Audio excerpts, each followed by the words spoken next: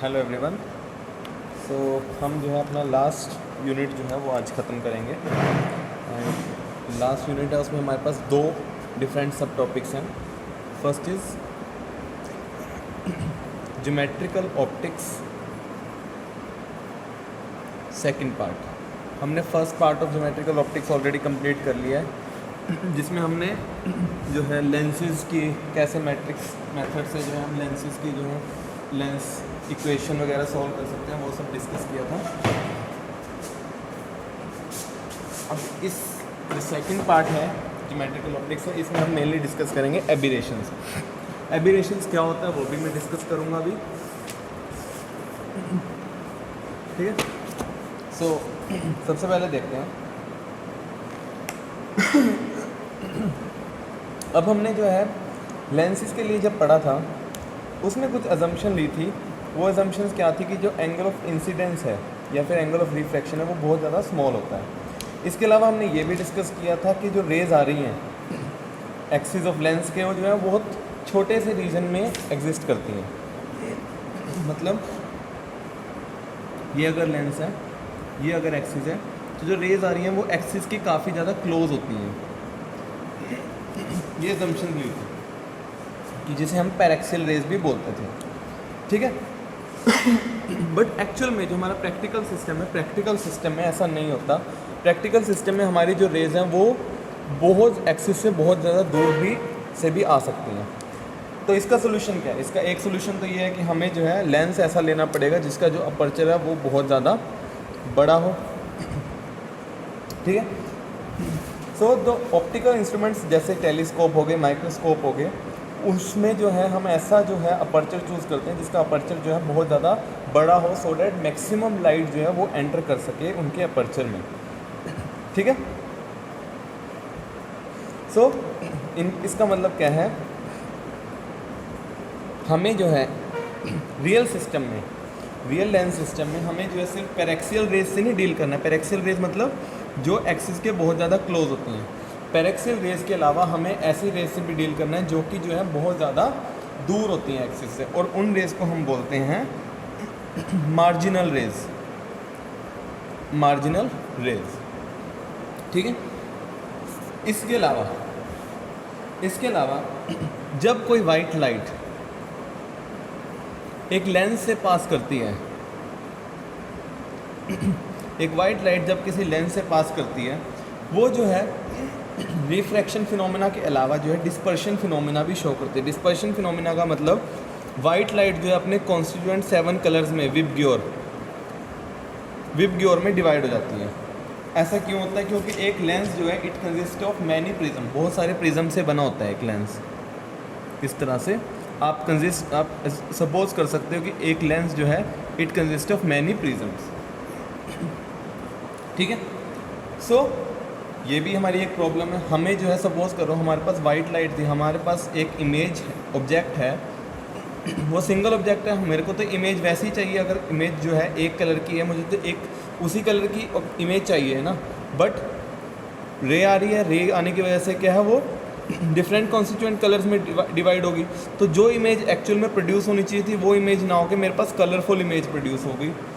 तो ये भी मेरी जो है एक प्रॉब्लम है कि ये जो है अनवांटेड इफ़ेक्ट है, ठीक है। इस तरह के अनवांटेड इफ़ेक्ट्स जो कि हमारे लेंसेज में एग्जिस्ट करते हैं, इस तरह के अनवांटेड इफ़ेक्ट्स को हम बोलते हैं एबिरेशंस। एबिरेशन का मतलब है कि हमारा लेंस जो है, जो हमारा एक्चुअल में ऑब्जेक्ट है, उस ऑब्जेक्ट की जो इमेज है वो एज सच रिप्रोड्यूस नहीं कर पा रहा, कुछ ना कुछ जो है उसमें डिविएशन आ रही है। एक्चुअल इमेज जो फॉर्म होनी चाहिए वैसी इमेज फॉर्म नहीं हो रही। हमारी जो एबिरेशंस है वो दो तरह की होती हैं। First is monochromatic, second is chromatic.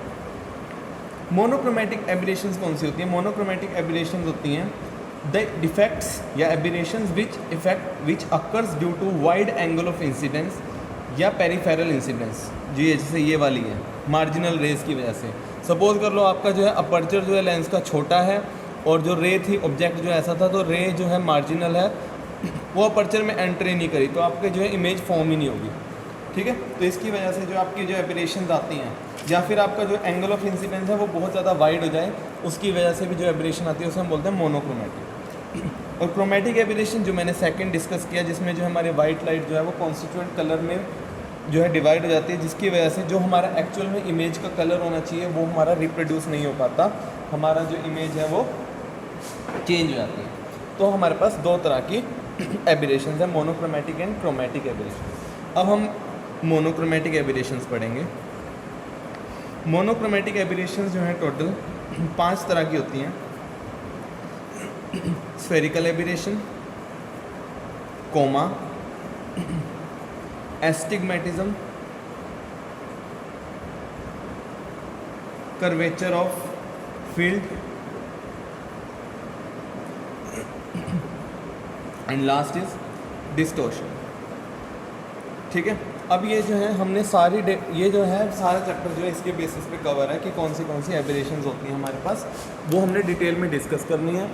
वैसे आपकी जो बुक है, बुक में जो है इन एब्रेशंस की जो है डेरिवेशन भी दी हुई है, बट आपने डेरिवेशन नहीं करनी, आपने हर एब्रेशन की बेसिकली डेफिनेशन भी क्या है, एब्रेशन वो उसका डायग्राम और कैसे जो है method to remove that aberration, ये डिस्कस करना है हमने हर एब्रेशन में। जो इसकी डेरिवेशन है वो हमने नहीं करनी, ठीक है, वो आप छोड़ सकते हैं। सो अब हम सबसे पहले स्फेरिकल एब्रेशन डिस्कस करेंगे। What is spherical aberration?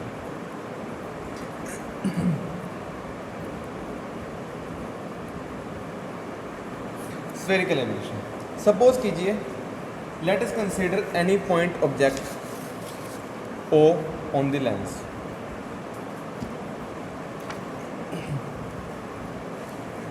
Suppose this is your lens,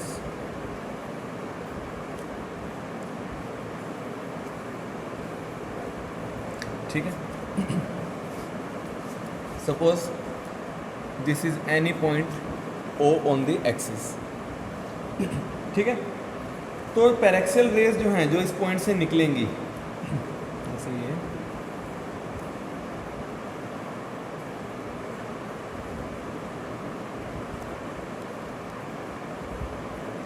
ठीक है, यू विल फाइंड आउट जो ये पैरेक्सियल रेज हैं, पैरेक्सियल रेज मतलब जो एक्सिस के क्लोज हैं, वो किसी पॉइंट मतलब फोकस पे ज्वाइन करेंगी, जिसे हम बोलते हैं FP मान लेते हैं,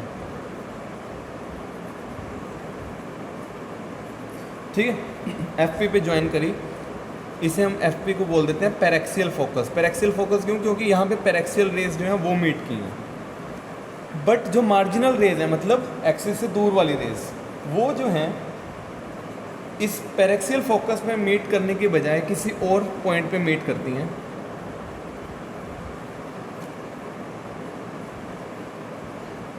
suppose this focus is known as FM, that is marginal focus.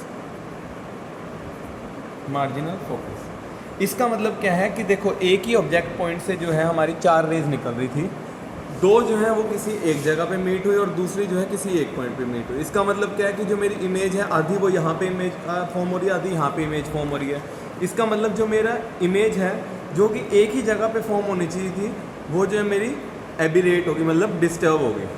इस तरह की जो एबिरेशन है जिसमें पैरेक्सियल रेज और मार्जिनल रेज जो हैं डिफरेंट पॉइंट पे जो है मीट करती हैं, इस तरह की जो एबिरेशन है उसको हम बोलते हैं स्फेरिकल एबिरेशन।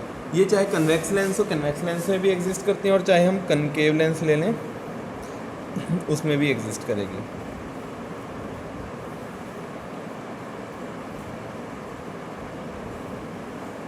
कनकेव लेंस में आपको पता है कि वर्चुअल इमेज फॉर्म होती है। सपोज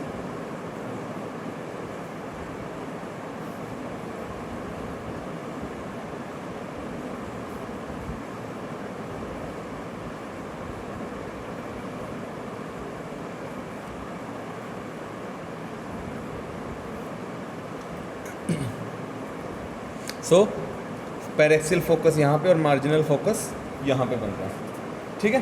तो इस तरह के डिफेक्ट को हम बोलते हैं स्फेरिकल एबिरेशन, ठीक है। क्लियर। अब हम स्फेरिकल एब्रेशन को रिमूव कैसे कर सकते हैं, what are the methods to reduce the spherical aberration. इसमें जो मेथड्स आते हैं वो हम अलग अलग पढ़ेंगे। पहला मेथड है बाय यूजिंग डबल कन्वेक्स या फिर कनकेव लेंस। डबल कन्वेक्स या फिर डबल कनकेव लेंस यूज़ करके हम स्फेरिकल एब्रेशन को रिमूव कर सकते हैं। डबल कन्वेक्स लेंस क्या होता है, डबल कन्वेक्स लेंस क्या काम करता है, मैं इसे यहाँ पे रख देता हूँ। तो डबल कन्वेक्स लेंस का काम है so that it can bring all the rays parallel to the axis to focus at a single point. अगर मैं डबल कन्वेक्स लेंस या डबल कनकेव लेंस रखूँगा तो मेरी जो जितने भी सारी इमेजेस हैं, जितने भी सारी रेज हैं वो जो है एक ही पॉइंट पे मीट करेंगी, एक ही फोकस पे मीट करेंगी। तो ये जो डबल कन्वेक्स लेंस है उसमें जो है ना मेरा जो रेडियस ऑफ कर्वेचर, देखिए अगर सिंगल कन्वेक्स लेंस होगा उसमें जो है ना रेडियस ऑफ कर्वेचर कैसे निकलता है, देखो एक ये बन गया। अगर इसी लेंस को आप आगे जो है इसका सर्कल कंप्लीट करो, ये इसका रेडियस ऑफ कर्वेचर है, और इसका ड्रॉ करोगे तो ये इसका रेडियस ऑफ कर्वेचर है। तो ये है single convex lens. Double convex lens में क्या है, दोनों का रेडियस ऑफ कर्वेचर इसमें तो सेम है, लेकिन डबल कन्वेक्स लेंस में क्या है, मेरा जो रेडियस ऑफ कर्वेचर है इन दोनों फेसेस का, ये पहला फेज है ये दूसरा फेज है, इनका जो रेडियस ऑफ कर्वेचर है वो डिफरेंट होता है। सपोज इसका R1 है, इसका R2 है, और इनका जो रेडियस ऑफ कर्वेचर है वो R1 R2 डिफरेंट तो है ही, साथ में ये रिलेशन फॉलो करना चाहिए, R1 divided by R2 should be equal to mu divided by 2μ minus 1 minus 4 divided by mu into 2μ plus 1, where mu is the reflective index of the lens. और इसकी value अगर म्यू की value 1.5 put करो जो कि glass के लिए value होती है, तो यहाँ से k की वैल्यू आती है R1 by R2 that is equal to -1/6। Negative sign का मतलब क्या है कि जो लेंस सर्फेसेज हैं वो कर्व्ड हैं ऑपोजिट डायरेक्शन में, और जो इन दोनों की रेशो है R1/R2 वो कितनी आ रही है 1:6।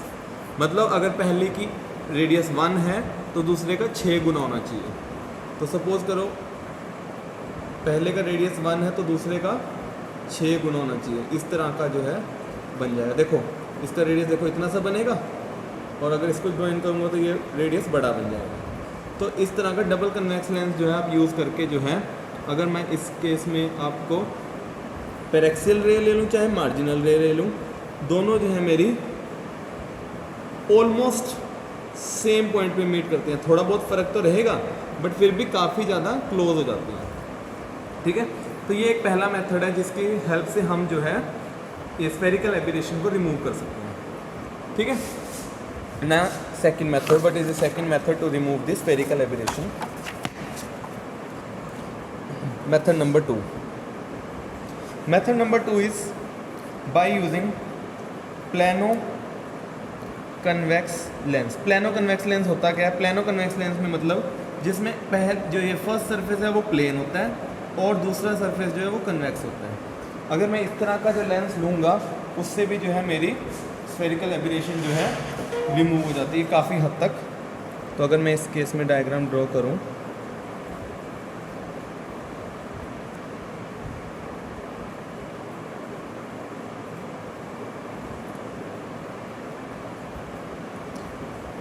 वही मैंने कहा काफ़ी हद तक, लेकिन एग्जैक्ट नहीं होती, FP FM। ठीक है, प्लेनो कन्वेक्स लेंस अगर आप यूज़ करोगे उससे भी जो है आप जो है स्फेरिकल एब्रेशन को थोड़ा बहुत रिड्यूस कर सकते हो, लेकिन आपको देखो कि फिर भी आपके पास जो है गैप जो है काफ़ी ज़्यादा एग्जिस्ट करता है। इसका मतलब आप जो कम्प्लीटली स्फेरिकल एब्रेशन को रिमूव नहीं कर पाते।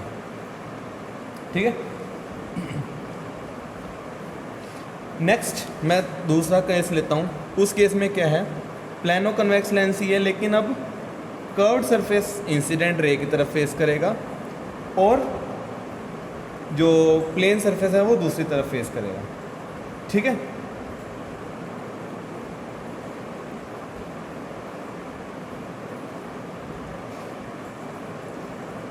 सो इस केस में जो स्फेरिकल एब्रेशन है वो हम काफ़ी हद तक जो है रिड्यूस कर सकते हैं। मतलब इसके मुकाबले जो है स्फेरिकल एब्रेशन कम होता है, बिल्कुल रिड्यूस तो नहीं होता इसमें भी, लेकिन इसके मुकाबले जो स्फेरिकल एब्रेशन है वो काफ़ी कम हो जाएगा। अगर ये FP है तो ये FM है। ठीक है, Thus the spherical aberrations produced by the single lens can be minimized by choosing proper radii of curvature. ठीक है, तो इसका मतलब क्या है कि आप जो है एक प्रॉपर रेडियस ऑफ कर्वेचर अगर चूज़ कर लेते हो, ठीक है, यहाँ पे भी तो रेडियस ऑफ कर्वेचर की बात है, इसका रेडियस ऑफ कर्वेचर कुछ है, इसका रेडियस ऑफ कर्वेचर कुछ है, इसका रेडियस ऑफ कर्वेचर कुछ है, इसका रेडियस ऑफ कर्वेचर कुछ है, मतलब, और वहाँ पे जो हमने डबल कन्वेक्स लेंस यूज़ किया था उसमें भी यही था, इसका रेडियस ऑफ कर्वेचर कुछ था, इसका रेडियस ऑफ कर्वेचर कुछ था। मतलब अगर आप दोनों फेजेस के रेडियस ऑफ कर्वेचर अलग लोगे तो आपकी जो स्फेरिकल एबरेशन है वो चेंज होगी। तो इसका अगर मुझे जनरल फॉर्मूला लिखना है तो जनरल फॉर्मूला यूजली हम लिखते हैं in form of shape factor. Shape factor को डिनोट करते हैं Q से, और इसका फॉर्मूला होता है R1 + R2 divided by R2 - R1।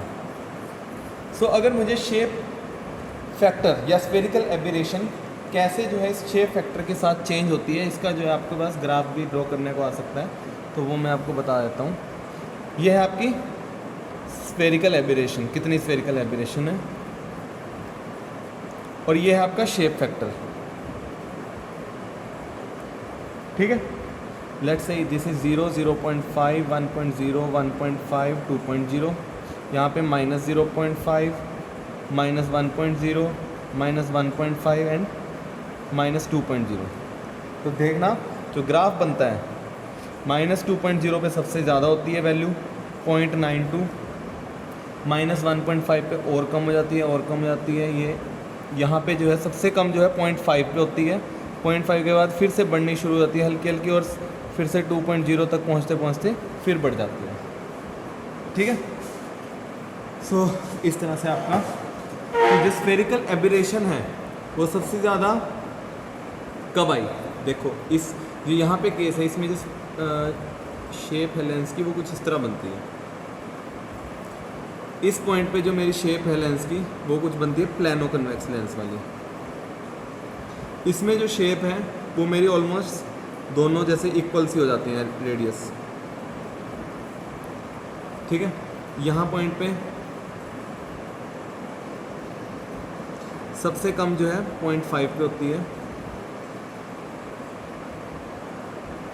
फिर उसके बाद जो है हमारी शेप जो है ऑपोजिट डायरेक्शन में जाने लग जाती है। कैसे, और यहाँ पे इस तरह। ठीक है, इसका मतलब क्या है कि स्फेरिकल एबरेशन लार्ज कौन से केसेस में है, जब मेरा इंसिडेंट फेस या तो कनकेव होएगा, मतलब शेप फैक्टर नेगेटिव होएगा, या फिर जब ये जो मेरा ये शेप फैक्टर है वो इंसिडेंट फेस जो है कन्वेक्स होगा लेकिन बहुत ज़्यादा हाई वैल्यू होगी। ठीक है, शेप फैक्टर जब मेरा 0.7 होगा +0.7, इस वैल्यू के लिए जो मेरा शेप फैक्टर है और स्फेरिकल एबरेशन है वो मिनिमम होती है। इसका मतलब क्या है कि अगर मैं प्रॉपरली चूज़ कर लूँ दोनों रेडियस ऑफ कर्वेचर R1 और R2 तो मैं स्फेरिकल एबरेशन को जो है काफ़ी हद तक रिमूव कर सकता हूँ। क्लियर? सो एक तो ये मेथड था, सेकंड मेथड। अब थर्ड मेथड भी पढ़ना हमने, अभी ख़त्म नहीं हुआ स्फेरिकल एबरेशन को रिमूव करने में। Third method is by using plano convex lens of same material. Plano convex lens use कर सकते हैं हम सेम मटेरियल का। Spherical aberration can be reduced by using combination of 2 plano convex lens. कैसे, एक ये प्लानो कन्वेक्स लेंस लिया, एक और प्लानो कन्वेक्स लेंस ले लिया। ठीक है, यहाँ से रे आई।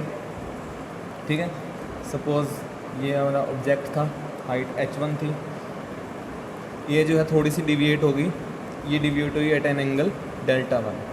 इसके बाद यहाँ पे हाइट जो है h2 थी, एक्चुअल में आइडली ये यहाँ जानी चाहिए थी, बट यहाँ ये जो डिविएट होके यहाँ पे गई f2 पे, f1। This is Δ2 and this is, ये भी Δ1 होता है एंगल। ठीक है, ये हाइट h2 है। Suppose this distance is f2, this whole distance is f1। इन दोनों के बीच में जो डिस्टेंस है वो x है, तो ये कितना बचेगा, ये बचेगा f1 - x। तो मैंने दो convex lens, plano convex lens लिए, दो, जिनकी फोकल लेंथ है f1, पहले की फोकल लेंथ f1 है और दूसरे की फोकल लेंथ है f2।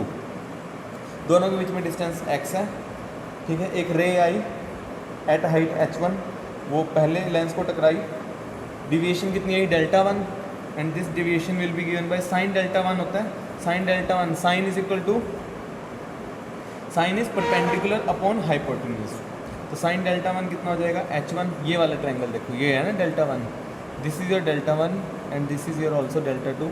मैं इस ट्रायंगल की बात कर रहा हूँ, suppose this is point P, this is C1 and this is F1, तो मैं ट्रायंगल की बात कर रहा हूँ PC1 F1। PC1 F1 में साइन Δ1 कितना होगा, परपेंडिकुलर डेट इज h1 और hypotenuse that is this one, sorry perpendicular और हाइपोटेन्यूज ही perpendicular upon base, sorry sine है ना, तो ये हमारा आ गया F1।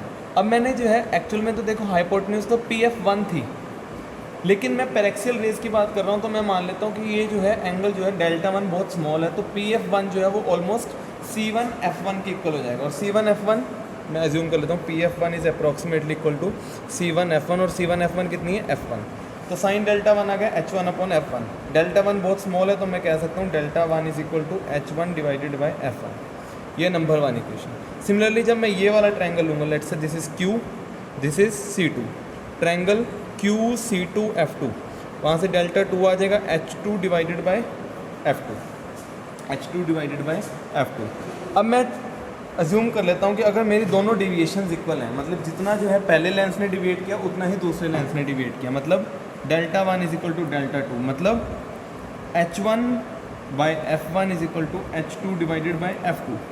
अब ध्यान से देखिए ये वाला ट्रायंगल PF1C1 और QF1C2, ये वाला ट्रायंगल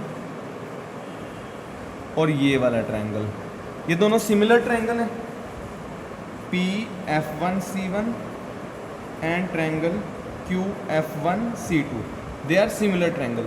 जो सिमिलर ट्रायंगल है उसकी प्रॉपर्टी होती है डेट, अगर मैं ये वाला ये हाइट वाली लूँ, परपेंडिकुलर लूँ, PC1 डिवाइडेड बाय इसकी हाइट कितनी है, सॉरी इसकी बेस ले लो C1 F1, PC1 divided by C1 F1, और उसकी हाइट डेट इज़ QC2, और इसका base date is C2 F1।